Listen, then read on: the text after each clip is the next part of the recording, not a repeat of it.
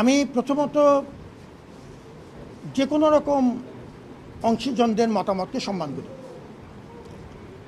আমাদের একটি গুরুত্বপূর্ণ সংগঠন ছাত্রদল, তো তারা তাদের মতামতের জন্য এসেছেন। মাঝে মাঝেই তারা বিভিন্ন সময়ে আমাদের কাছে আসেন, মতামত দেন, আমি সেটিকে সাধুবাদ জানাই। আমি তিনটা কথা তিন রকম পরিষ্কার উত্তর দিয়েছি। আমি কারো মতামতকে সম্মান করি, তার মতামতের বিপরীত মতামত দিয়ে তার মতামতকে খণ্ডানোর কোনো প্রয়োজন মনে করি না। আমার বক্তব্য আমি বলবো এবং সেটি সাংবাদিকদের মাধ্যমে জনগণ শুনবেন। তার বক্তব্য তিনি দিয়েছেন, সেটিও আমি সম্মান করি, তার বক্তব্যও জনগণ শুনবেন। জামাতে ইসলামী বাংলাদেশ কিংবা অন্য কোনো রাজনৈতিক দলের প্রতি আমার কোনো পক্ষপাতিত্ব নেই। রাজনৈতিক দলের সাথে কোনো রকম সম্পৃক্ততা কোনো আমলে আমার ছিল না।